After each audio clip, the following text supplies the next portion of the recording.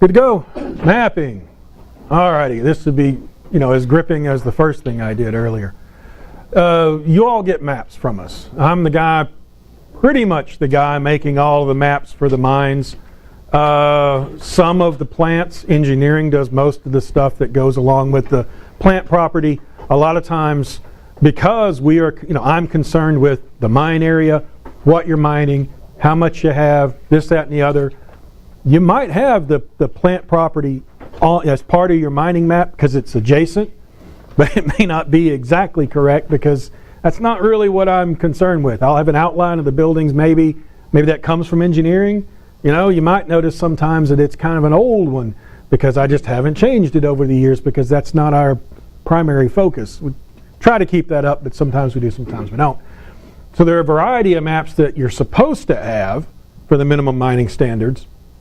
And then there's stuff that we typically send you, and we're just going to kind of go through those pretty quickly, what they are, what you use them for, an overview-like thing. All right, so you don't have to concentrate on it too terribly much. You just want to go through it pretty well, and then if you have any questions, we can go through that. Let's see the sections for the surveying methods, generating maps, and map types. Alrighty, so we use several different things to survey, to either add to the map or to make your map in the first place, right? So there's GPS and there's terrestrial. All right, GPS is the global positioning satellite systems. We have two different systems that work that way. I have your cell phone listed up there, which you can do. All right, but it depends on what it's for. So the accuracy on that is way off. It's perfectly good to get you from one address to the other. Picture it yourself. If you're off by 5 or 10 feet and you're going from one house to another house, that's plenty good. You're going to get to the correct address and you're going to understand where you're at, and it works just fine. All right. However, if you're trying to locate yourself on your map in the field looking for a particular drill hole, that's probably not going to work. All right. Though, if you're wanting to see, and now as we go along every year, the mapping stuff, the online stuff that you get on your phone is better and better and better. When I was out at Elgin the other day, I could pull it up on my phone, pull up a Google Earth view under it, and get a pretty good idea of where I was on that property. You can use it for that. It's not useless. Just understand what you're seeing. And like Bobby had said previously, understand that the elevation that it'll tell you, because it'll tell you one, is going to be a pretty good bit off. Because the elevation is always a little worse in the accuracy than the horizontal is. Okay? That's the way it works for the professional GPS stuff. That's the way it works for the consumer grade GPS stuff. So what they call your horizontal and vertical, in other words, where you're at here or here, is more accurate than your elevation, which is your change here. So that's your change in the Z direction, the X, the Y, and then you have a Z direction. Okay? The reason we talk about it that way most of the time is because we're talking about the elevation above sea level, which is kind of an arbitrary thing. All right. Now, one of the benefits when we make these maps is that Z element, all right, which in this case is elevation, don't have to be elevation. It can be any number. The Z, or the value that you have for that, each one of these locations, doesn't even have to be in the same units as the X and the Y. That's how USGS can make a map that's the X, Y is meters, but the Z is in feet. Okay? So I can have an X and Y in feet, but I can have the Z as percent clay, or total shrinkage, or whatever the hell we have that as a data point in that particular area. So that's how we make these maps and do the math on them and stuff like that for stuff over a wider area in your pits. Okay? But your cell phone, consumer grade GPS, which is in other words very similar to what you get in your cell phone, that's what you'd have at the outdoor store, a handheld GPS unit. I don't know if you see those much anymore. They're not, I don't even know how good or bad they are right this second, but one assumes they're about the same as the cell phone. Usually that's what they were. Rob, your inspector comes out and uses the handheld, doesn't he? Yeah. So, and you might see people from the city with a handheld, similar to what I have on this pole over here, out, like looking at a power pole, or a manhole, or something that works along the city services like that. That's all kept track of in a geographic information system, a GIS. All right, and they're adding in stuff at basically consumer grade accuracy because the power poles are X amount of feet apart. Well, you don't have to be sub-centimeter to get which power pole you're talking about. Okay, you can be a little off and still find the power pole. The manhole covers, that's a little different, right? Because some of those, you can have 2 or 3 of those right in a row there and you don't know which one you're talking about. But anyway, so professional grade. Now, accuracy directly proportional to cost, and that is true. Okay, what I typically use when I come out to your plant is this dude here. This is a top con unit. Bottom half is missing because it's easier than bumping it into the ceiling all the time. This is the unit that does the surveying. This is an antenna connected with a wire. All this does is record where it provides that solution from the satellites and solves for that solution on the surface of the Earth. It then uses a grid to correct for it, which is provided by the wide area augmentation signal that's broadcast across the contiguous U.S. Okay? What that means, realistically, in a practical sense, is that this thing can get me accuracy of less than a meter, in other words, less than a yard, okay, approximately, but often I can get less than a foot with this. All right? So that means about like that most of the time. Meaning that if I survey something today with this, and I come back in next year, I should, most of the time, be able to get within a foot of it. Okay? Which for a drill hole, muy bueno. All right? Now, once again, the elevation is worse. So the elevation can be a foot, foot and a half, or less difference. It depends on the day. All right? The conditions in the upper atmosphere, which affect the way the signals are done from the satellites, that's the space weather. Believe it or not, there is space weather, and there's a space weather forecast of 3 days done every year, or every few days. But it'll change. Okay, so there's an accuracy level there. Now, our older GPS unit, our professional grade one, which this is a part of, all right, and it's the other unit, similar looking. It's a different method, all right. That would be attached to a base station, which would be recording its position all the time at a stationary point on the property. This measures its location in relationship to that base station and calculates a much more accurate level, provided we have set it up properly to begin with. And that's the big thing there on this one, which is also partly why it's such a pain to use. Not just that it has a lot more parts to it. The one I had a minute ago, that's literally just about all that I have to use for it. This one requires, damn near a truck's bed worth of stuff to go out and use. But you can get sub-centimeter, less than that, accuracy with this. In other words, I can find a nail in a field from year to year with this, if it's set up properly. Right? More modern examples of this, which tie into the RTK systems, do the same thing with less equipment, but the cost is considerably higher. So that's what we're balancing here. How much does it cost versus how much do we get? How much accuracy do we need? Now, that's the excuse me. GPS systems. We have a terrestrial system over here that is more accurate than everything else, but has its own limitations. This is a total station, right? Uses a laser to measure from this point to a target, which would be on the pole like this. And now the more modern ones of these are like a peanut, much smaller. All right. This thing requires 2 people to operate. You must have line of sight. The laser is straight. It has to look at the target straight. But you can get pretty good distances on it, and you can get a really, really high degree of accuracy from this point to whatever point it is that you're shooting. But that doesn't have anything to do with where you're at on the surface of the Earth. The machine here doesn't care. You have to orient it. You have to tell it where it's at, okay, to make it work right. But it's very accurate. So stuff like water, your drainage issues, this is the sort of thing we would tend to use because you can get very, very, very fine differences between points as you go along as to why you're getting drainage here, you're not getting drainage here, or whatever, okay? It's, each one of these has pros and cons. Newer versions of those, that's fairly old.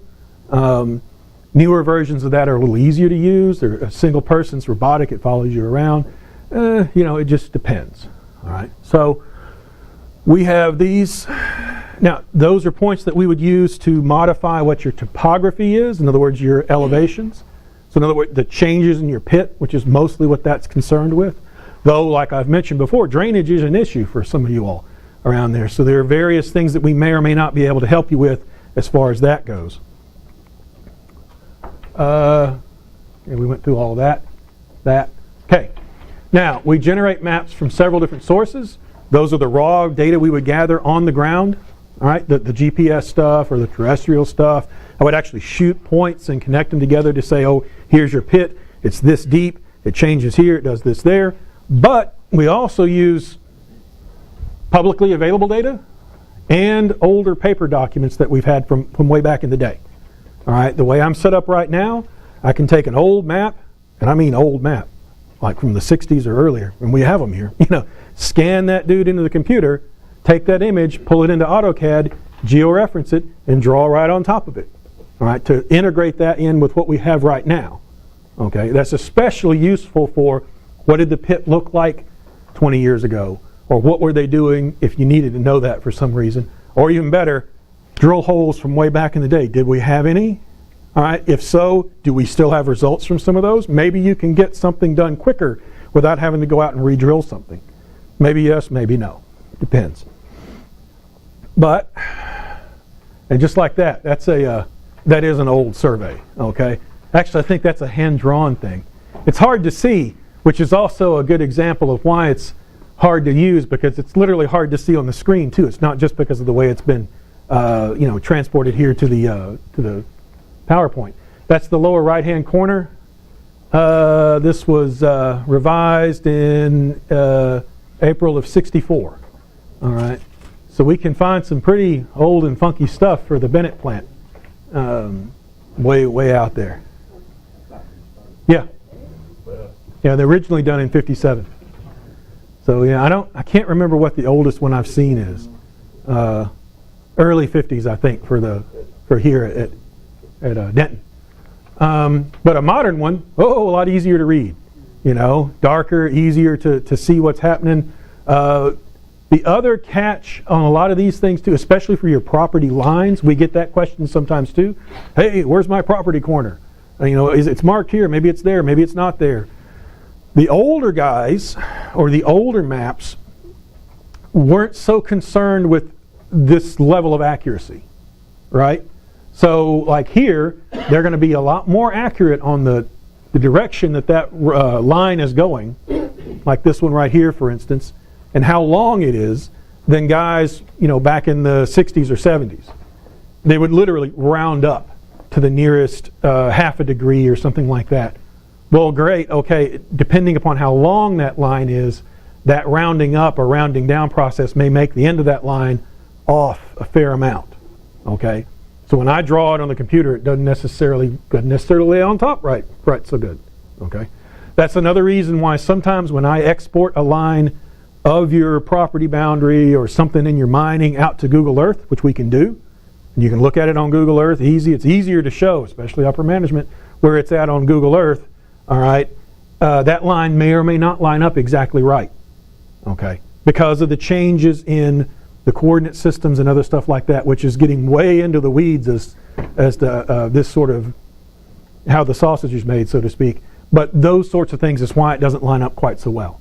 And that's also why when you see stuff on your phone, like out in town, it says that shop's over here, but it's way over there. There's an accuracy level that somebody may or may not have put in there. They didn't think that those decimal degrees needed to be 6 or 8 digits in the accurate in order for it to come out right. So they rounded up. Now, coordinate systems. It's a method to specify locations on the Earth now with letters, numbers, or symbols, and we've used a variety of that stuff over the years, which some of you may or may not have seen on your mining maps.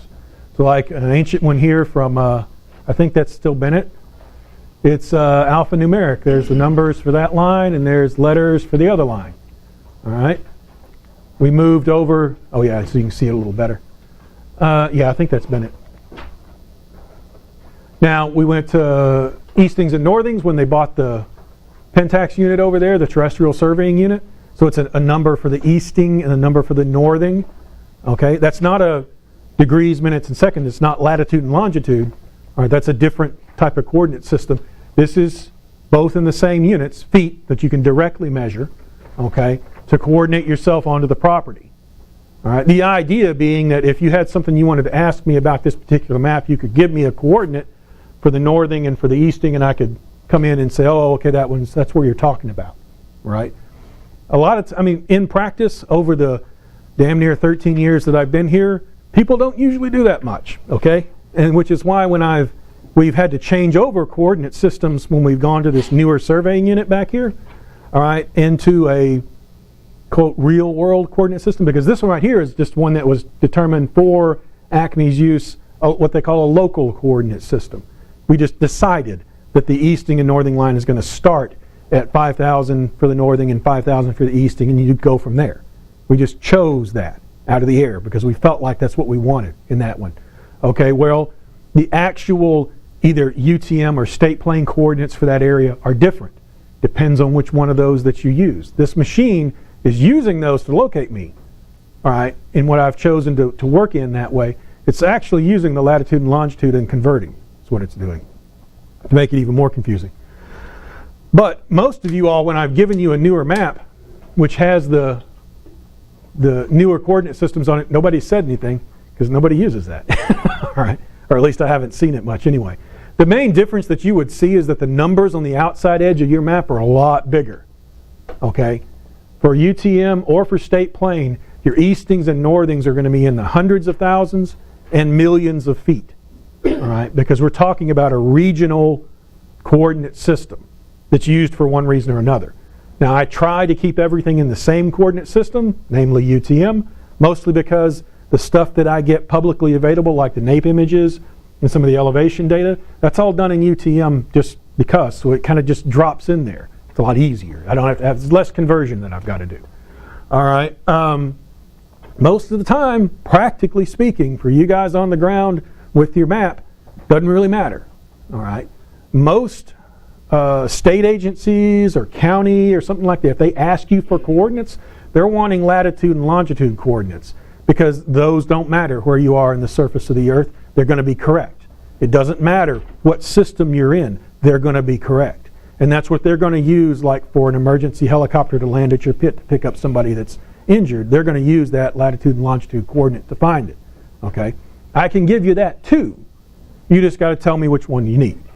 I can give you all of them for that matter. It doesn't really matter. So if you need to submit something, like I think you needed something the other day, just ask the software I have, whatever point you want on the map, I can spit those coordinates out for you, no problem, at whatever accuracy level that you need, all right, to report to the appropriate agency. All right, why does it matter? The underlying coordinate system can be invisible to the end user, which it pretty much is, but it can be culprit of large errors and work over time. And once again, older data that we're translating, once again, if it's in an old, especially much older coordinate system or datum, that's got to be converted correctly. If it isn't converted correctly, weird stuff happens. The computer's just a tool. It's not smart, can't think. If I tell it to do something goofy, pretty much it's going to do something goofy, all right? And, okay, you told me I'd do it, And so we can get weird things happening if we're not careful. So, let's see. All right, maps are drawn in CAD. So I use AutoCAD for the mapping. The software that we use for the subsurface modeling, to do a bunch of other stuff, works in CAD or on top of CAD. All this stuff comes out into CAD and gets printed out of it. The benefit of that is that if you need me to draw something on your map, I need you to draw this thingy over here for where the fuel dump is or something like that. No problem. All right, we can put that on there, no big deal. It's easy to draw stuff and add things in like that on CAD. Okay, some of these other things that you use to generate maps, not so much, but CAD, it works real fine. Okay. Some operations are easy, some are very time consuming. So if you want a map exactly like the map I sent you 6 months ago, it's probably set up in there already. It takes me almost no time to print that dude off and mail you another, or several copies for that matter. All right, if you want me to alter stuff about it, that may or may not take a lot of time. Depends on what it is. Some things that seem like it wouldn't take much time take forever, and vice versa. All right. But if you just need extra copies, why no? Easy, no problem. Print those dudes out, package them up, Deb send them out that day for the most part. Okay. Changing, and what we're most like, changing contours, changing the elevation, making you a new pit floor, other stuff. That's generally the more time-consuming sort of stuff. Now, map types, and this is the stuff that this is pulled directly from the minimum mining standards, which Acme's had for eons. A USGS Quadrangle. Now that's, if you want to think of it, if there's an official map for your area, that's basically the official map. The United States Geological Survey has mapped all of the United States, yeah, pretty much all of the United States, in what they call 7.5-minute quadrangles, which is a rectangle that's, I don't know how many miles it was by how many miles it was, but it's a small enough scale that you can see almost individual homes. Sometimes they print them on there, sometimes they don't. But it's a big enough scale that it can cover a decent sized area. So it's the default mapping for stuff like FEMA, stuff, government agencies and things of that sort. Now, back in the day, you had to buy those dudes at $5, $6, $8 a pop, something like that. And if you wanted anything on them, you were getting your pen and pencil out and drawing them. Well, today, I get those things absolutely free from USGS, downloaded, and I can draw stuff on them within reason and then print them off for you. So in other words, I can draw your property boundary on that map as well as your mining limit or some other stuff like that. You can't get too detailed because it's a bigger scale, so it's all going to start lumping together. So you just want the basics. Most of the time you just want the property outline because you're trying to show somebody, hey, here's where we are in the greater scheme of things. Not really. That's too far down. Yeah, too far down of a thing. You just want really the big chunks, the really big basic stuff. And I can download that, put that on there, print it out for you with or without the underlying air photo, which are included, by the way, now, and send it to you so that you have that paper copy for whoever the hell asks for it. Okay? Sometimes they do, sometimes they don't. When you do some of your permitting, they ask for it to be on a USGS quad like that. And sometimes they're wanting the entire quad, sometimes they just want a print of where you're at, that kind of thing. Mining maps. So you can think of this as being publicly available and modified slightly by us. The mining maps, that's going to be stuff that's produced entirely in-house. The legal survey, that comes from the person that did the surveyor, the licensed professional surveyor, which I am not, that did it for us when we bought the property or after the fact because we bought the property so damn long ago that they didn't do one. All right. The easement, what they're talking about there is your neighbors. Who owns this? Who owns what's next to you? That sort of thing. Are there any easements for pipelines, utilities? Utilities and stuff of that sort. Generally speaking, that's all included on the mining maps as well, because you got to know that because we can't mine through an easement. All right. So if there's a big power line running across the middle of the property, well, that's going to split our property in half, and it's been taken into account. Okay. So some of these things kind of all fit onto one map, and sometimes they don't. Sometimes we split things out for you if you're going to use that map for planning to make it easier to read. You don't want just as much information as you can cram on a map. It can make it a lot harder to see what's going on versus making it a little simpler and having more than one map. Okay. And then the air photo. And the air photo right now, way back in the day, we did those or contracted those, which are terribly expensive. Now we use the National Agricultural Imaging Program, the NAPE images, which are available by county for free every couple of 2 or 3 years or so for your state. So like for Texas, I want to say 2016 is the newest. We used to pay $30,000 to $50,000 for air. Mm-hmm. What are we paying now? Nothing. I download that dude, I cut out the area that's our particular interest, it goes into CAD, it gets scaled, it gets put under our stuff, there you go. Now, that is not generally that's a meter per pixel, which means it's fairly detailed, a little ways out, but the closer you get in, the more fuzzy it's going to look. All right, when we get our drone later, right, we will get a much better image for you and all that kind of good stuff. So that's another thing that we'll get into later. But There's no reason not to have an air photo, but you also just have to remember when was the air photo done. Right? It can be a year old or more, and we've progressed far, further away, but they're still useful most of the time. Google Earth, a lot of times, will have a better photo than what we have available from NAPE, just because. All right? They paid for it, probably. And so you can, between those two, we can usually get a pretty good look at your area for something that you might need. It's especially useful for exploration and for properties we haven't mined yet, because the property itself hasn't changed, so those photos are still good. Okay, there's the quadrangle, and that, who the heck is that for? That's for up north near Collinsville. So I can turn that photo on and off, so you can get one with the photo and without the photo. It's easier sometimes either way. Isopachs. An isopack, aside from having a funky name, is a contour map that shows a value. What do I mean by value? In this instance, it's showing thickness. So as the lines will show a difference in thickness. Instead of a change in elevation, which is what contour lines show, this one's showing where it's getting thicker and where the material is thinner. Because outside the line, in other words, outside, over out here, you don't have it at all. This particular material you have in this part of the pit, and it's thicker in the middle and thinner on the edges. Okay, that's what it's showing you. Sometimes that's useful, sometimes that's not. What this also doesn't tell you, and it might be glaringly obvious, where is that in the ground? Is it near the surface or is it way far down? You can't tell from this map. You have to have another map or another diagram to show you what that means. Okay? Which is the cross section.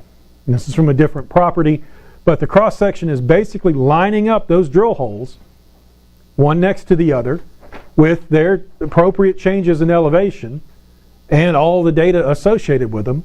And then I will usually correlate, in other words, connect the dots with material that's the same. Sometimes you can tell, sometimes you can't. All right? Once again, we are taking something that's probably pretty complex and simplifying it because of the intervals that we've sampled. I'm going off of the data, almost exclusively the data. Not so much the description that the driller gives me, but what color does this stuff fire? Is it sandy? Is it not sandy? Grouping it accordingly. Okay?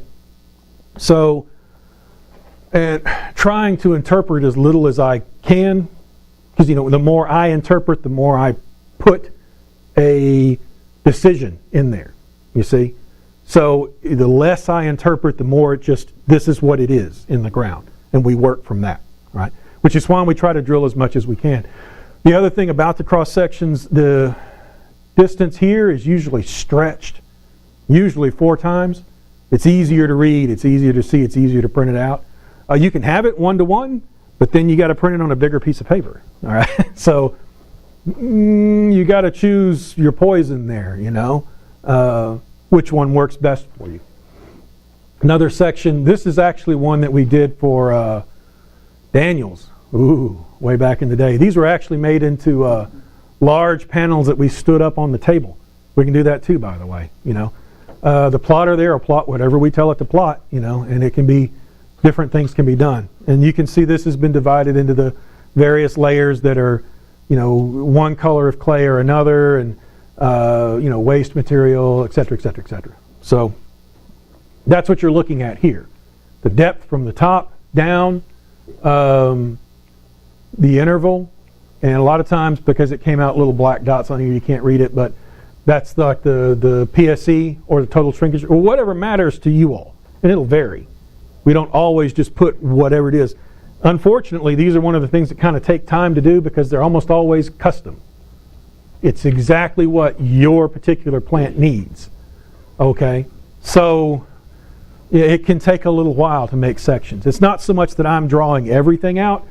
Mostly the computer's drawing out some of it and I'm having to modify it to exactly what we want. Because most of these software packages for the mining and stuff like that, they're servicing a lot of different clients. And so they're having to kind of make a generic, if you want to think of it that way, cross-section or a generic mining program, whatever, to fit everybody so it doesn't fit exactly what I want, so I have to adjust some things as we go.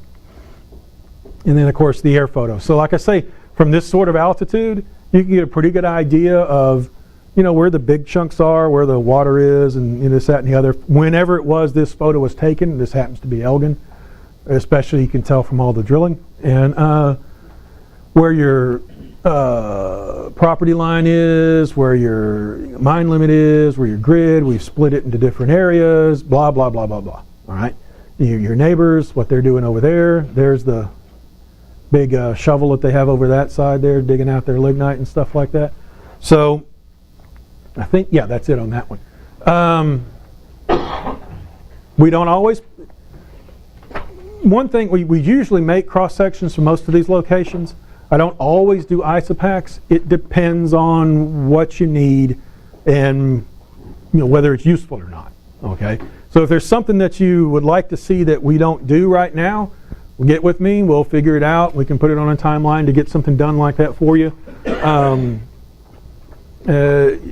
Yeah, it's just, and once again, think of it as we're trying to take what can be a complex three-dimensional deposit in the ground and trying to make it to where you can look at it on a piece of paper either from above or from the side, usually. Okay? We're trying to get it where you can picture it in 3D. Oh, this is what we're going to have to do. A lot of times this is why we have to do it this way, because of this whatever complexity has been introduced in, like I said earlier, from the structure and stuff of that sort. So, any questions? Yeah. All right, good deal. We'll get going. Reducing citations. Well, talking about this was put together by Todd Thornton. Everybody know Todd Thornton? Yep. Okay, and Todd has really gotten into mining quite a bit of what we do. I think more and more he's getting involved, and it looks like he's going to be a pretty good fit. He sent this presentation, and I hate doing somebody else's presentation, but I'm going to. And the way he did it is the same way it's in your book, but we're going to kind of go through it together. So if anybody has any questions, and please, if you got something to add to it, let's talk about it. This is probably one of the more important things that we're talking about today. So let's go ahead with let's see, am I advancing the slide or are you? Okay. We'll get going. Reducing citations. Why should we reduce citations received? From 2014 to 2016, Acme Brick received 61 citations, and of these, 6 were S&S. Significant and substantial. I thought it was severe and significant, so maybe it's just me. For the size of our operation and the number of miners we have, this shows that we must focus more on the details and comply with all MSHA and corporate standards. Let's look at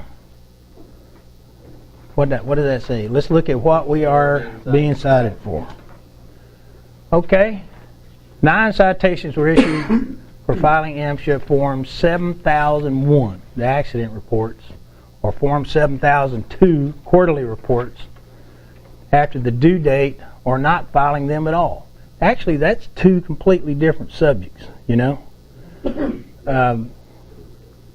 Yeah, I mean, he kind of lumped that into one, but the accident report ones, not only is there a 7001, but there's a follow-up with that, right? So one, you say you have the incident, that's the 7001. What's the next one is? Yeah, it's a return to work.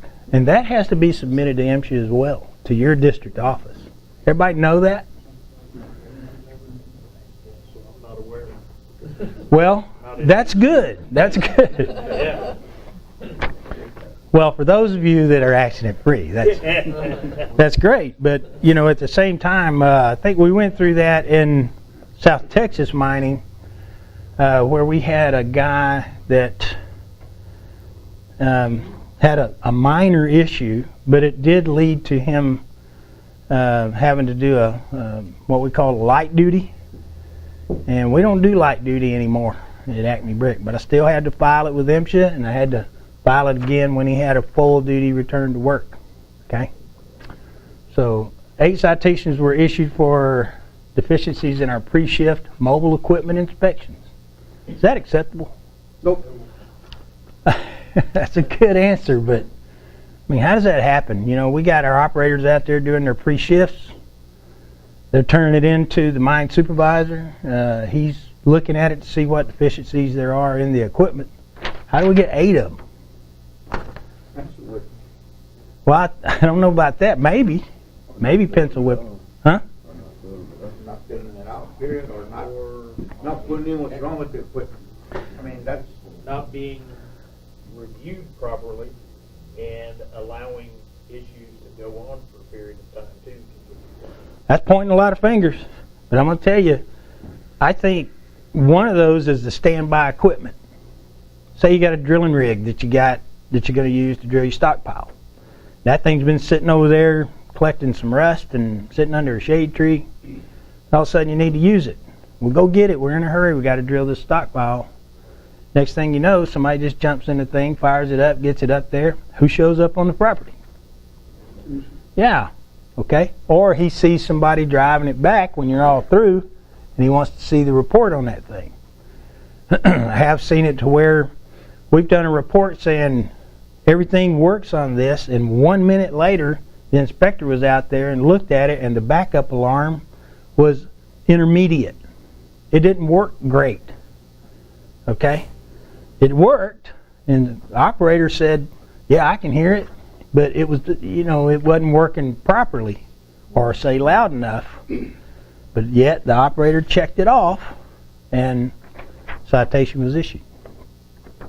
Of course, you fix the thing while the man's standing there so you can reduce anything that happens in a citation like that, but it's these kind of errors that we make in mining, and I think really part of that is because we get in a hurry. That's a big one. 8 citations were issued for deficiency in fire extinguisher inspections, replacement or not providing an extinguisher where required. Why does that happen? I mean, why does that happen? Don't we all pay a lot of attention to our fire extinguishers. I mean, I've seen James Tuggle go down there and put a raincoat over his with the life jacket, you know. That don't mean it got inspected. It sure is pretty though. But you know, it does look good, and in things like that we can do to impress the MSHA man, that shows him that we care about what we're doing. You know, we're not only putting it out there, but we're protecting it too. What day of the month do we inspect our fire extinguishers? First day of the month. First working day, right? Okay. 7 citations were issued for inadequate or not performing required miner training under Part 46. Does that happen? Surely we wouldn't put somebody to work without training them, so we did the training, right? Not filling out the proper paperwork. So really got to be on the right form. Proper paperwork, right form. That's right. You know about that. Well, sometimes you can do what you think is the right form, and then depending on what inspector you get in there, he might not like the way it looks. He might want it on an MSHA form, right? So I suggest to everybody that you go on the MSHA website and get the forms that they want to see and put it out there. 5 citations were issued for failure to provide adequate labeling on containers of chemicals. That's a big one. These citations account for 50% of our total violations issued. Let's look at some of the results from location audits. Yes, sir. How many of these things are preventable? All are. I haven't heard of anything on here that's not preventable. Okay. How many great things do we do every day? Okay. Think about all that great things that we do. So it proves that we've got really great crews and we've got really great people. Yeah. And then we have stuff like this, so we know that we're better than this right here, right? That's right. Okay. So we need to think about that as we go back and within our operations and within how many of these things have we done. It may seem like small stuff, you know, but Luke's right. I mean, as hard as we work, as efficient as we're being, as hard as we're chasing quality out there, when we get the citations, it just makes you look bad. You know, it makes you feel bad because you're trying that hard. And I got one story on that. We just got a used excavator at South Texas Mining. Sorry to pick on you. And we checked this thing out top to bottom. It was good to go. And we put it to work in Sealy. A few days later, inspector shows up, and he wants to come out and look at the track hoe. He looked at it, turn on the lights. We turn everything on, everything's beautiful. He said, well, that one's not working. It was on top of the cab. There was a little bitty light up there that we didn't even know existed. And he saw it. So we got hit on a light bulb that we didn't even know was there. So that was on us. We just didn't know it. But here we are with a very efficient operation running out there. Everything's looking good. Stockpiles are doing great. Safety's great. And we get a citation anyway, just on that little bitty light bulb. So if somebody wants to say, hey, they're not going to leave until they write you a citation, I kind of felt that way that day. You know? Part 46, training plan not adequate. The most frequent found violation. Task training not specific to equipment being used on site. So if you're training a dozer operator on a D8 dozer, I guess that training needs to say a CAT D8 dozer, you know. That's correct. Not just the fact that it's a dozer, but the fact that it's a specific piece of equipment. Specific brand and model. Yeah. That was pointed out. Was it? Okay. Recently? No. Okay. No task training present for performing a workplace examination. That's a good one. Because we have people that, who is supposed to do a workplace examination? Competent person, right? Well, if he doesn't have his training, obviously he's not competent yet. Right? No or insufficient new miner training. Well, I can't believe that because, I mean, everywhere I work in mining, we don't put anybody to work until they get their new miner training. But obviously we're getting hit on those things.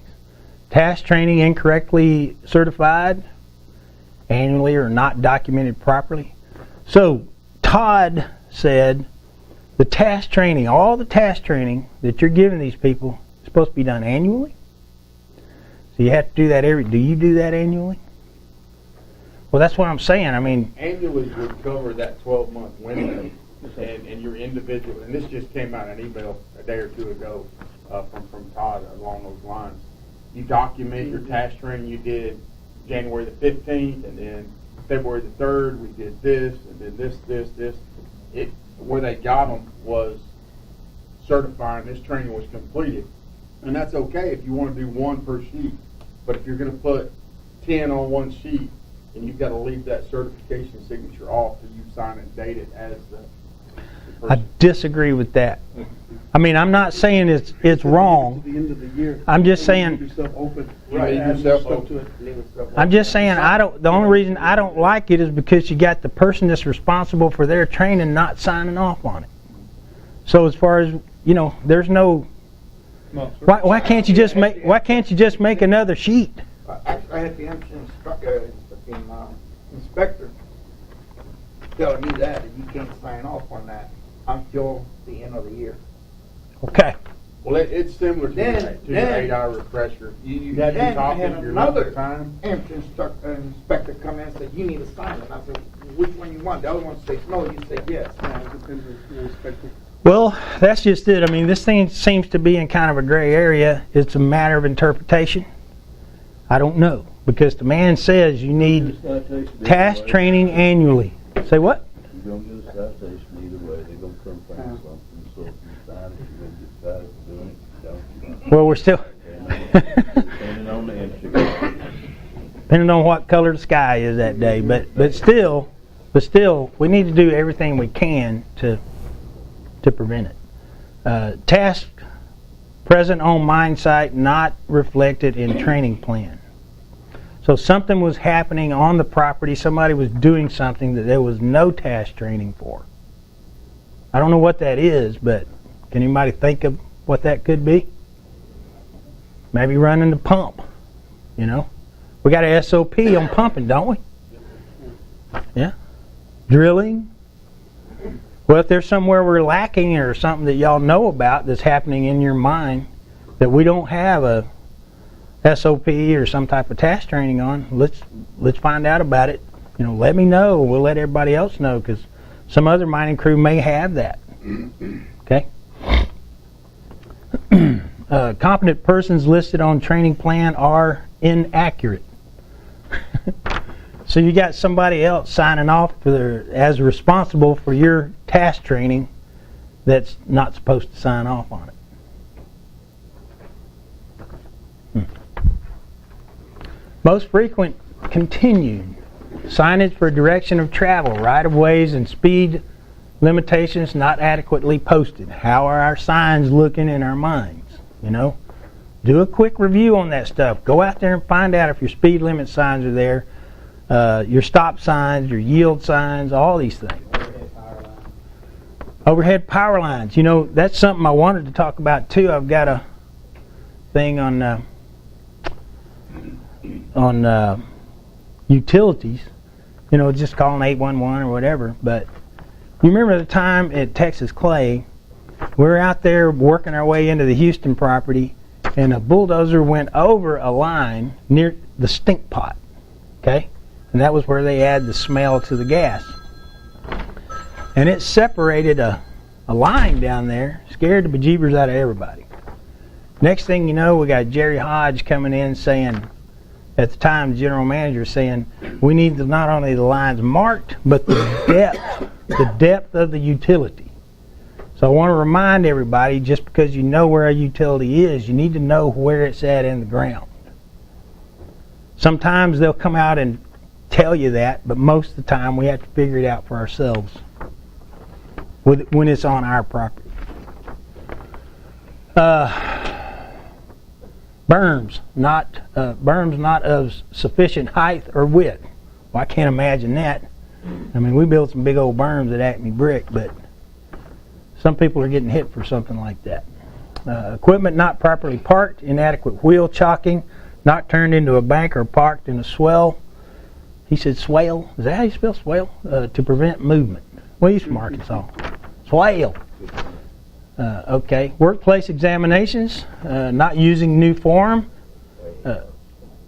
not noting areas of safety concern, and not noting corrective date for their repair.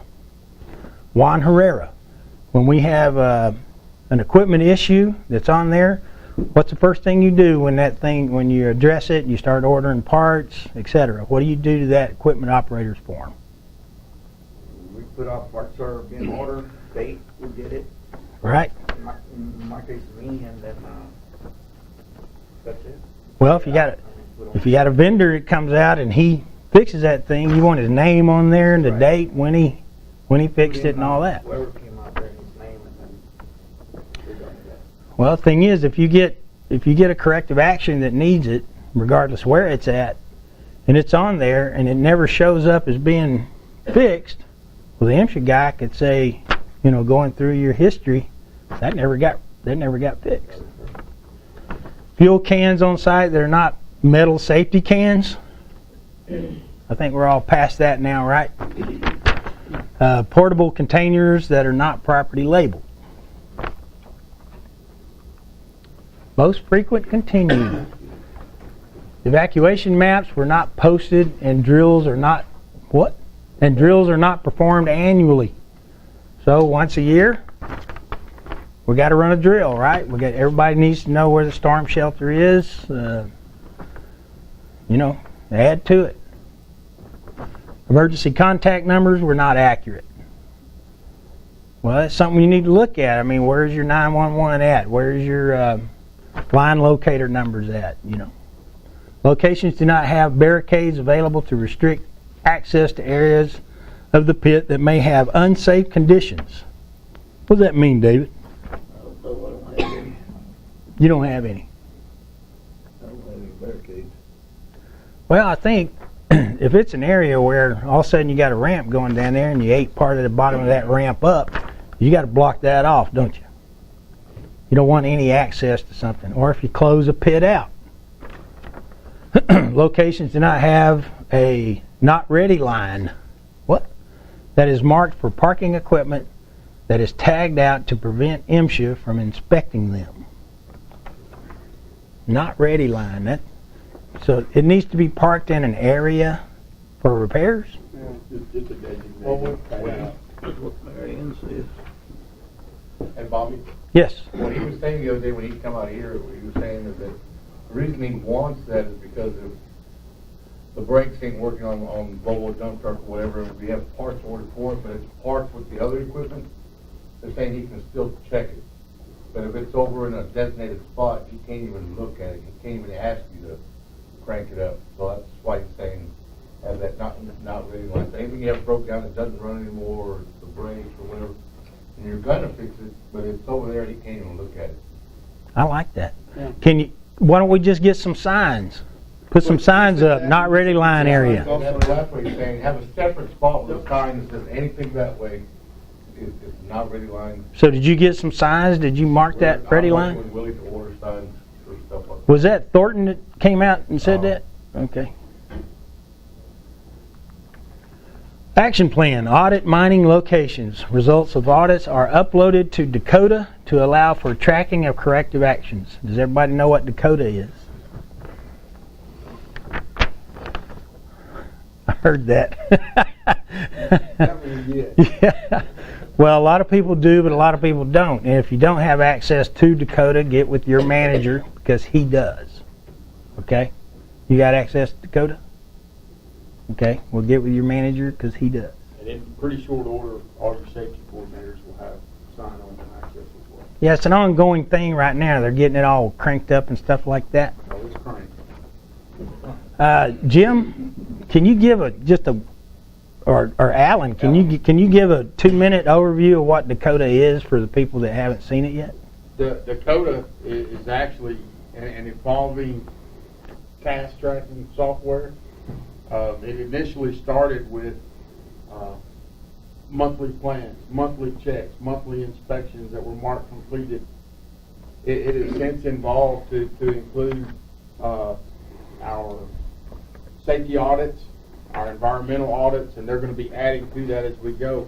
But as a separate spot on there, also it's evolving into more accident reporting, accident tracking, and what it does, it gives you the ability to pull all this data together to generate specifics on, well, the things that were listed earlier on frequent violations. It will pull those from everywhere and put those on one spreadsheet. So, hey, these top 5 should be your area of focus. I like that because let's take the fire extinguishers. They're due every month. You know, it's a task, right? And So those have been on there for yeah. So it'll pop up. It'll say this needs to be done, and if it doesn't get done, it'll start telling on you. You know. So I mean, not only will you be aware of it, but everybody else will too. everybody above you. Everybody but you. That's good. Above. Above you, yeah, higher pay grades. Yeah. So. Okay, well that's interesting. Ensure that each location is completing a self-audit monthly by properly completing the MSHA monthly checklist. What's the MSHA monthly checklist? Ed Tucker put up there on the new drive that was done for years, but he just started doing, he had to send it to him now. He changed a few things, pretty much the same. What does it involve? A little bit of like a self-MSHA inspection. Okay. Self-auditing. Huh? Yeah. Well, I know for a while at Texas Clay we had a safety guy coming out once a month, and he was, he had a little bullet list he was going through, so that's probably what that was. Develop one standardized training plan format for the organization. Provide management training when required to ensure mining supervisors have adequate knowledge of MSHA rules and regulations. Okay. Ensure that all miners receive quality new miner and annual refresher training. Everybody's doing that, right? Supervisors should ensure that all miners are actively involved in the mine examination process by training miners to identify hazards at their locations. So whose job is it to identify a hazard? Everybody's. Insert reminder in Dakota to alert managers to complete their quarterly reports before the 15th of the month. That's good. Best practice, provide task training for all tasks performed at the mine site. Ensure all miners have quality new miner and refresher training, not just going through the motions. Ensure all equipment has adequately sized wheel chocks. I mean, I've seen that myself where you got this little bitty rock or something, wheel chock sitting behind this tire that's about this big. So, yeah. Ensure miners are adequately trained to perform workplace examinations and recognize safety hazards at the mine site. And install adequate signage for direction of travel, right of way, and speed of all mine roads. Moving forward. 7 MSHA audits have been performed to date. I guess that's this year. These results have been uploaded into Dakota to allow for tracking of completion of items. Share best practices among all locations. Learn from our vast knowledge as a group. The more eyes we have looking at safety compliance, the further along we are. Well, ordinarily, when we have an MSHA inspection, we already have a standardized form, right, David? And we sign this thing up. We know when the inspector got there, how long he was there, and when he left. We know his name. We know what he looked at. And if he doesn't look at something, don't check it.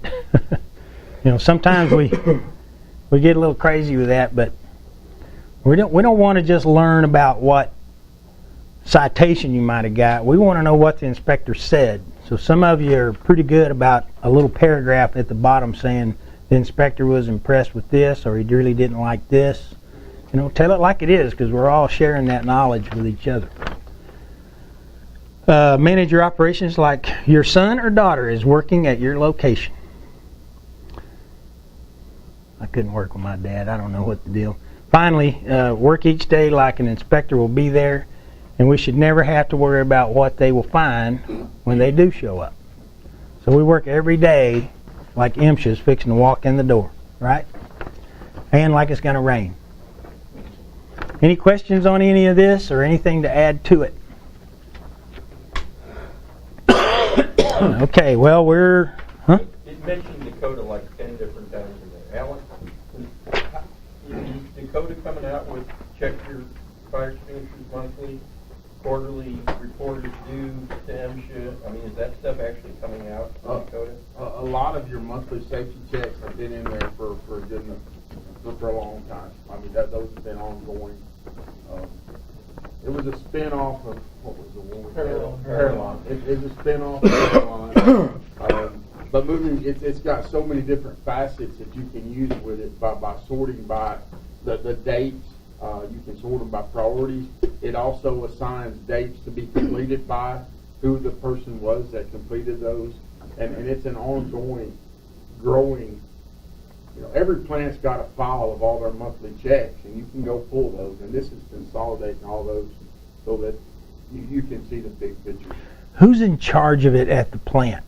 The safety coordinator? Plant manager. Okay, so for you guys in mining, you need to get with your plant manager. Find out about this Dakota. See if there's something in there that can help you. If there's a report that it can generate. If there's a punch list it can generate. I mean, it can generate reports, right? Okay. You're the Dakota expert here. So. We're all learning, yeah. But really, if there's a tool out there that you can get organized with, let's use it, you know?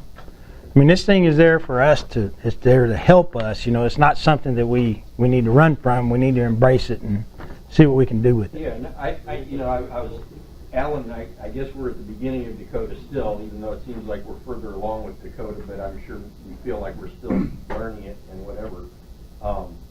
Lynn, and you guys, are you into the Dakota scene? Well, yeah, I've been Okay. using it ever since it came out. Okay. And it's a good tracking tool. It's a good reminder for you to be able to look at and know what you can do.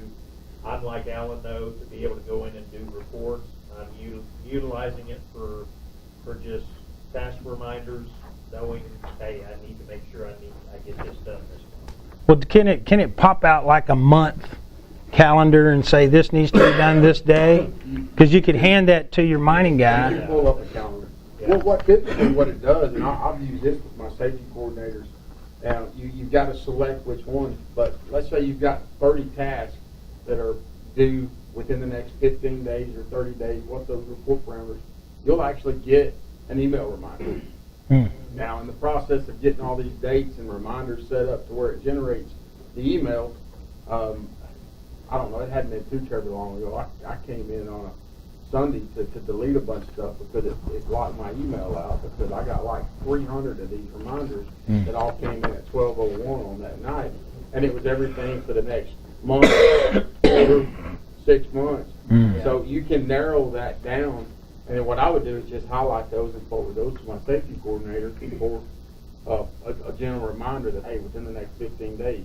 But you can go in and actually pull up a calendar. Now, it doesn't list like each little task on that date, but you can look off to the side and it'll show you what those tasks are. Well, if that's done and you're sending it to your safety coordinator, he can pass along what mining needs You to can do. email it to, those tasks aren't typically broken down by mining, unless it's a quarterly mining report reminder or a monthly specific mining. It doesn't break out mining, fire extinguisher, equipment checks, or plant checks. But they can still pick out. Inspection, it doesn't matter which side of the fence they're on. It still seems like a tool that we should be able to use in mining, though. Yeah, So, I guess my point is if you're mining and you're not getting these reminders, those reminders should be in the system already. To remind, I mean, it maybe isn't covering everything, and eventually it will, I don't know. But a lot of them, it sounds like, are already in there. And if you're not getting them, if you're having to keep track of stuff on the side here as to, okay, it's this time of the month I need to get this done, and it's a global thing that everybody is having to do, then you ought to be asking the plant, okay, where are these reminders? They should be in Dakota. Somebody's probably getting them. Okay, they might not be getting to you, but that could help you not miss stuff. Because that's what Dakota is designed for. Not to miss all the things we've got to fulfill so many requirements throughout the year that we can't keep track of. Things slip through the cracks all the time. And Dakota is designed to not let you slip, okay? So. well, the thing is, a lot of the guys in mining don't have access to email. They don't have access to reminders. That's where we need to rely on our safety coordinators to get it to them. Because I think, you said yourself, you're sending this to your safety coordinator. He ought to be the point man to deliver that to the mining. For those of you that don't have access to emails and stuff. I mean, it's not perfect, but, it looks like it's something that's growing and we're building on. So, nothing like being reminded to do things. Okay, so that's what I got. We're a little bit ahead of schedule. So I left plenty of room for Juan Herrera to get up here. Come on up, Juan, and talk about building stockpiles without berms. Now, I don't think it takes a half hour to talk about that. What'd you say? You're not supposed to leave the room. I think I spooked him. Gotta go for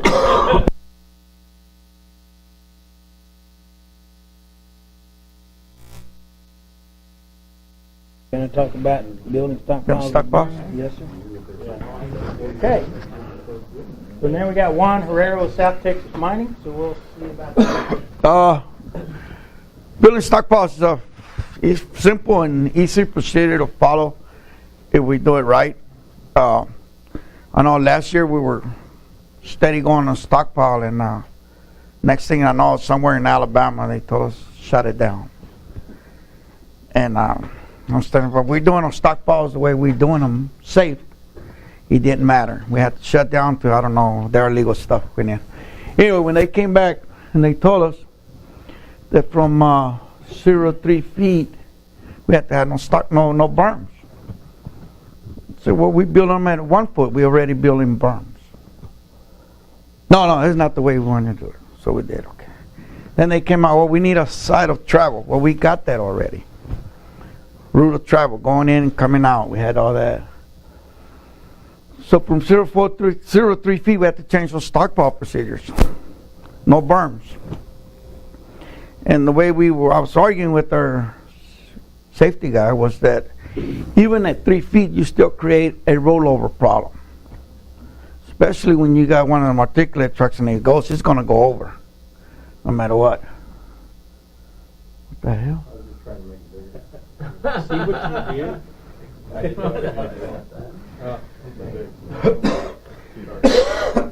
So our setback style was we didn't need anything from 0 to 3 feet. So to us, it worked really good because especially that we fall back, it was speed that we need. Well, the guys, we don't need it even at 3 to 7. So yeah, we still need to build berms, no matter what. We need speed. So to us, it helped us a lot. So when we got to 3 to 7 feet, say still weigh 4 to 5 feet. Well, how do we know? I went over there, Ricardo said, put me some flags. All the way across the stockpile, the length, 600 feet. So he goes, well, we can't do that. I said, just dump straight. As long as we're staying away from that setback. We did that. MSHA came out. I think MSHA came out and they looked and said, oh, okay. And they walked away. We did that. We started burning our ramps before we even got on the stockpile itself. We started building ramps. We started burning our ramps. Well, at 3 feet, we don't really have berms. So we started burning our ramps. We just built a big old berm. And say we get away from our problems that we have to stop and rebuild berms over and over. So at 3 to 7 feet, we started building berms again. I mean, we built them like that. At the entrance and all the way across, all the way the length. Really? Yes, sir. Hang on. Before you say that, I want to read something to you. Right here, it says, for building a stockpile without a berm. Okay. So with no berms, we got to flag it. Depends on the height. 3 to 7, we stay 4 to 5 feet away. We make sure we flag it. And even though we flag it, it says we don't need to have a spotter. We still have a spotter. We still have somebody out there making sure we're staying away. Who's the spotter? Anybody of the articulated truck drivers or me or Ricardo or anybody can manage that. And then 7 feet on up, we stay 13 feet away from the edge. Same thing, we just flag them, the stockpile. We make sure it's marked. When we're out there, decide we're going to push that material out of the way, we just get the dozer and parallel with the stockpile and we just keep pushing it. We keep berm size amount on top of on the blade and we're still working safe. So all this, if we don't do it, I would not let my guys get on the stockpile. I don't care how badass we are. It's that simple. As Ricardo heard me one time, he got up there on the stockpile with no marks, stopped the whole production. We went back to our shack. This is how we do it. We retrain them. The next morning, same thing, safety meeting, retrain them. We trained how to build a stockpile 2 weeks straight and they were tired here. And I said, well, till you do it right, that's the way it's going to get done. Well, they started doing it right. So now we just, before we even start another line, we go over there and put up poles. And everybody just goes and do it. They're all together. Well, we need this. As soon as they tell me they need this, here it is. We're going to do it right. The delineation poles with flags and reflective markings, we use them all for setbacks. I mean, no matter what, then before we even start a stockpile, we mark a stockpile, put big old white posts on the sides. So we say, this is the beginning, this is the end, this is the middle. Well, spotters, how do we tell the guys we're good? We use radio communication. We always use radio no matter what. That's basically how to do it. I mean, we don't do it right, we ain't gonna do it right. Have you had any problems doing it? No. So everybody's kind of following along. Everybody has saw what we're doing, and to us, the way we're doing it now, it's a little bit faster than going up the stockpile, reversing the angle, and and all that. So we just follow a straight line. Well, George, I got a question for you, because in Alabama, when they had this issue, they run a spreadsheet, okay? they're running off the side of that stockpile. I mean, intentionally. Because they say, well, that's the only way you can compact it. You know, when it was lower, they just run off the side of that thing. And then if they weren't running off the side of it, they were half a tire off the edge of it, trying to compact the edges of it. At the manager's meeting, I heard Travis Smith talking about, well, now that we can't compact the edge of the size of our stockpile, we're doing blah, blah, blah. So that tells me a lot of people were doing it, you know. I don't think in South Texas mining anyway, or even East Texas, that we've ever ran on the edge of the stockpile, have we? No. I mean, so all this thing is really doing is telling us to make sure to do it right. But on scrapers, don't you guys kind of run fairly close to the edge with the scrapers do? We used to years ago, but when they started coming up with this, we used the blade and we'll articulate it over and put that blade out as far as it goes. You roll that blade over some, so that material's not getting kicked out. Yeah. It's falling back over on itself, and you get some compaction like that. And we'll also use a dozer close to the edge of the track, and Yeah. you can still fall off, but you're less likely to fall off with a track. And if you happen to go over, which, you know, we don't get that close, but there's less danger. Perpendicular now, you're not running. Yeah. Well, we go, our stockpiles have berms from the start to the end. We go berms all the time. We never run without a berm, so that's why I don't really know why we're on this. We don't use that style anymore. We're berms all the time. Well, it really depends on what you're doing and how you're blending your material. Because I know one of the issues was, say you got a 4 component that you're putting out there. Well, that berm that you're building needs to be the right component for your next load. So if you're using the same component that you're putting down, you're throwing a mix off on the berm. So that's all. If you're going to build the berm, just make sure it's the right component. Yeah. See, that's what we have in one of our stockpiles. It's called a pan. We have to blend like, I don't know, 10 different type of materials. The guys go crazy because I have a dump here, and the next thing I have a dump over there, then over here. And I mean, we still got to build the berms, like you say, and we got to blend it right. And it's a pain in the ass. I mean, it is, because the guys are going like crazy.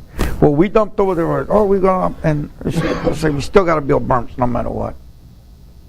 We have one line that's halfway finished, and we have one that's not even completed yet. So it's crazy. You pull them off to build it all right.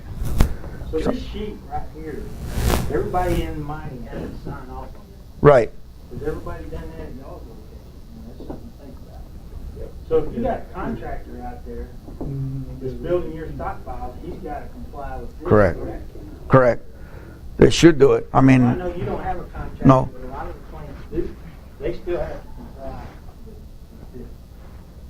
Or they should. If you're without a burn, if you're not maintaining your burn, then you do your offsets and you don't get close to the edge. Correct. If you're pulling up proper berms, you compact it and roll it and do just like you're doing now. That all goes back to the equipment you're using. Using big haul trucks, you're able to do exactly what Warren was talking about. They do a combination of while they're building, their first line duct down through there, they fall under the without stockpile for their outside edge. The next row through, man, they're good because they've got a dump size berm all the way down the side of that pile. Now, when we're using contractors, we don't use the offset. You're talking about the DOT truck. I'm talking about relocating the stockpile to the plant. Yeah. We use bottom dumps. Now, they can run closer to the edge if you've got an adequate berm. Correct. If we're not pulling up a berm, then you set your offset or your whatever they call it. But you don't get within, based on the height, the 13 feet or the 5 feet from the edge if you're not pretty narrow maintaining those pile berms. anyway. Can be. About 100 foot wide. Okay. Anybody got any issues with this? David, is everything working good at your place on this? Yeah, but I don't I'm do like they do, I just maintain a berm all the time, So you're going up there when you're articulating trucking and you're just dumping this material and then you're pushing it over and there's your berm. What I've taken to do is actually starting at the very first dump, I tighten the first one up, and then I don't even strike it. When I done the second row, I strike that and leave that outside one alone. And it leaves the berm right there, just get out. Then on my next dump, I have a berm there, and then I dump the same close to it, then I'll do the same as the pile goes up, that way I also don't cone the stockpile. Then I'll strike the second one, and you continue leaving that berm.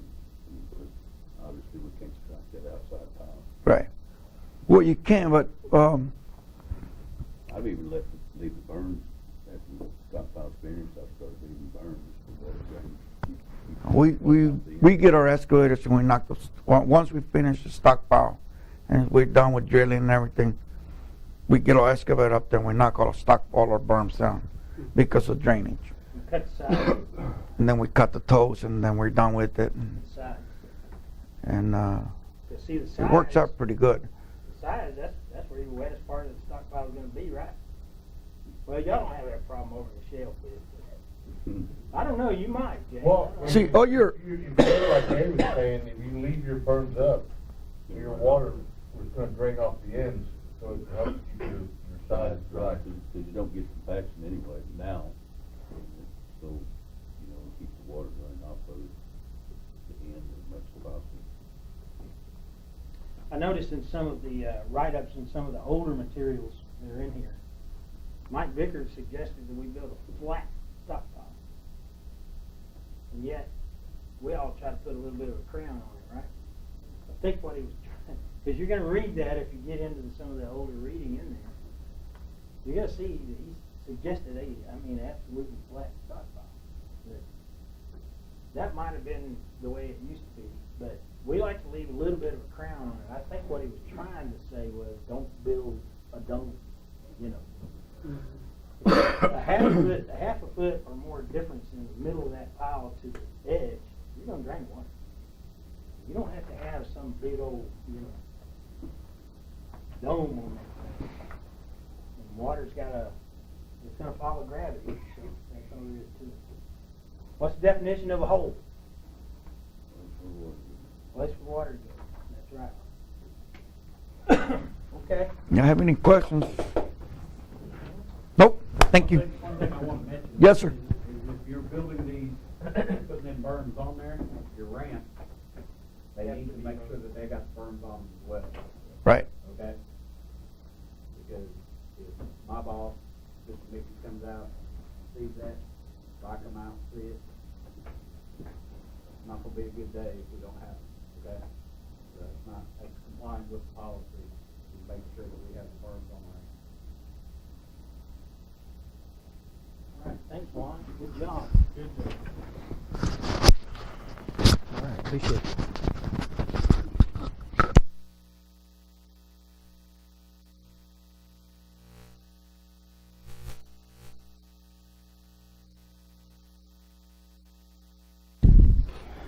Okay, Jim, let's go ahead and get into mining books real quick. This is something we're going to do more, just talk about it.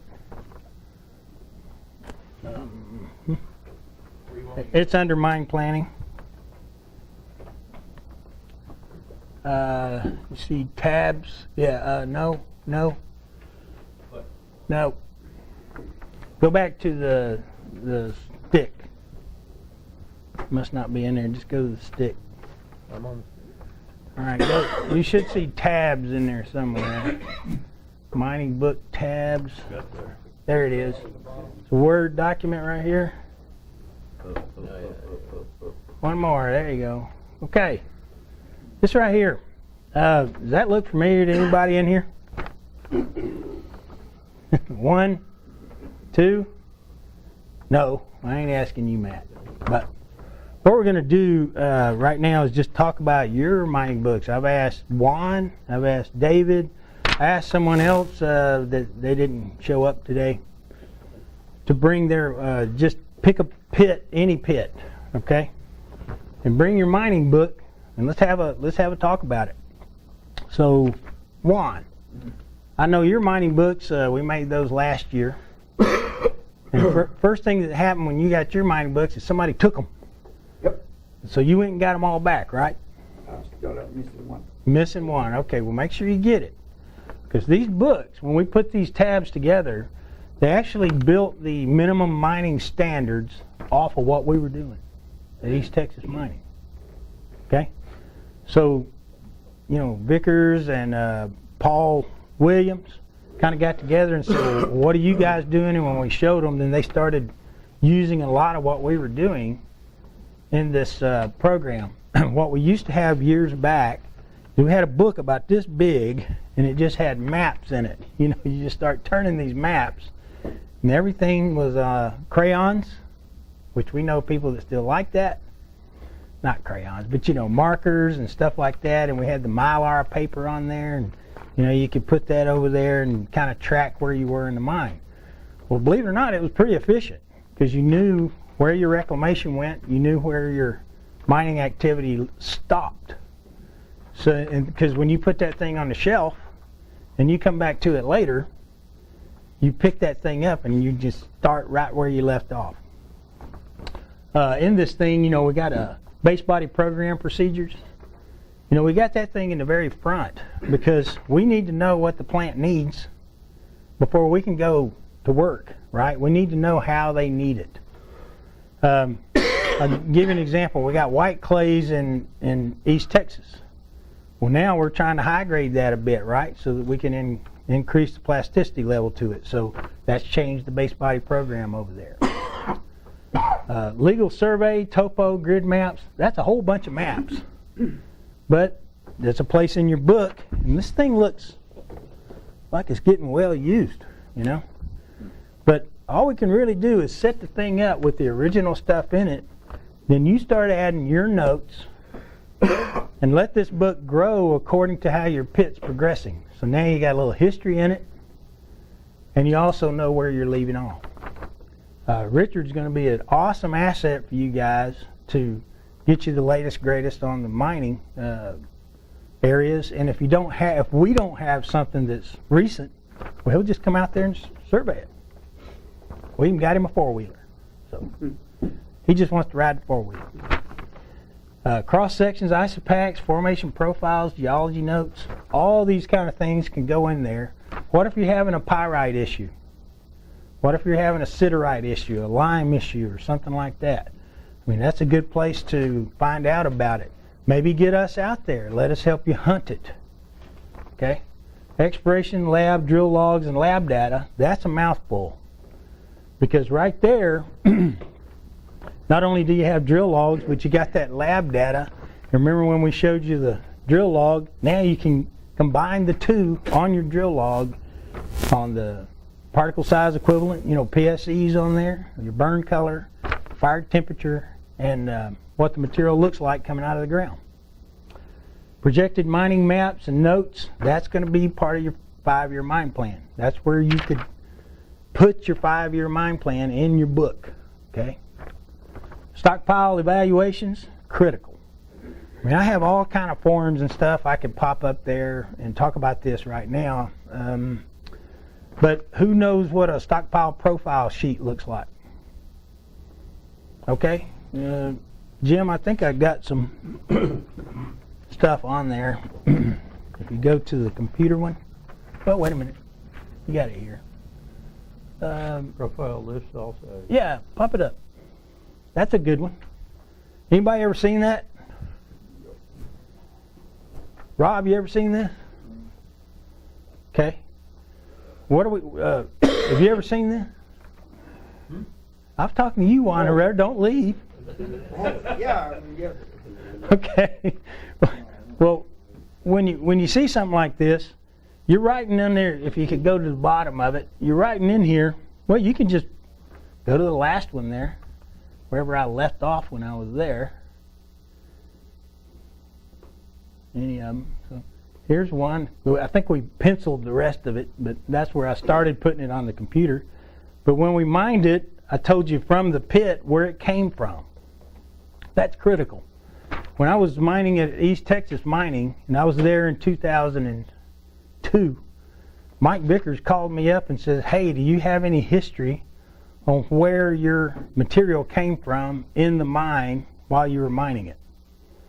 And I said, yeah, I think so. And I had it in notes. You probably saw some of those notes I had, but I had it all in notes. And that's when I came up with this, thinking, crap, there's got to be an easier way to do this.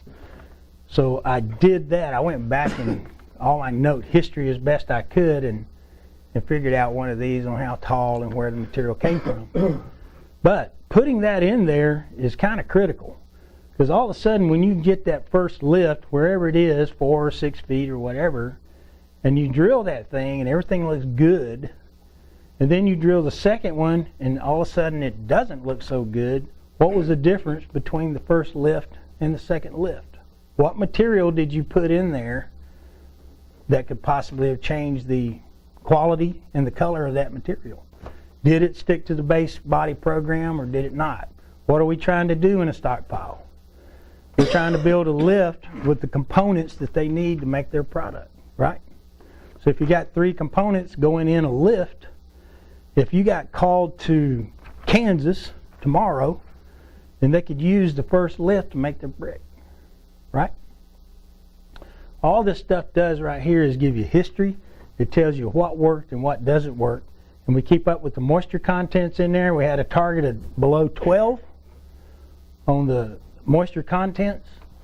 And so when we hit that target and we knew that we were below 12 for that foot layer, then we'd go on with the next foot layer. We don't have that issue in Sealy, wetter the better or whatever it is over there. But most people need something below 12 in order to material handle that stuff and get it through the grinding system, screening system, without clogging everything up. You start getting higher than 12, then you're probably going to hear about it pretty quick. And sometimes it's not your fault. You might have built the stockpile as dry as possible, but they're coming out there during the rain and they're pulling material out because they got to have it in the plant. Things happen, but we want to give the plant the best opportunity to use that raw material at the moisture content as low as possible. So this right here is a pretty good form. I don't know how many of you use it, but it's a great little tool for you to get after in your mining book. What about? We used to use this religiously on every single stockpile. Yeah. And I watched these moistures come up on the sides. Just, I mean, absolutely knew where it was like, nope, stop, nope, yeah. nope, let it dry out. Like that 12.5 there during the rainy season or something like that. Let's go ahead and X out of that one. See if we got another form. Stockpile drilling blank. Fire that one up. Right there. PDF. Anybody ever seen that before? George? Everybody? Okay, what we're seeing, a lot of people are using this and they're sending it in. Matt loves it because it tells him a lot. It tells him where the material came from, the order in which he received it. It tells him the name of the stockpile, which I probably need to put a line under it or whatever, but just put the name of your stockpile at the top, and then when you drilled it and date it. The part that's over here is what I want you to be aware of. Follow up with that, okay?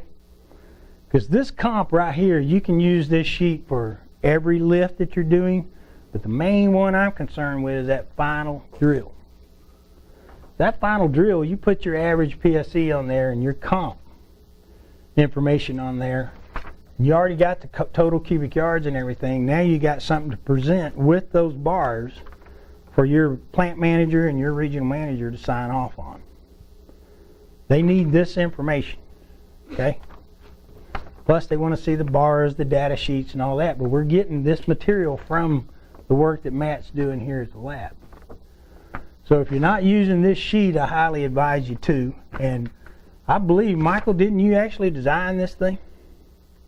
You helped me with it anyway. Yeah, but you actually helped me with it because we changed a few things on it and all that, but it's worked really good ever since, and now it's a standard.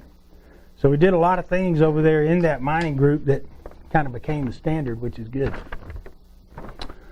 Let's see, Jim, I think that's the last form I have on that, but talking about your mining books and looking at what you've got in here, are your maps updated?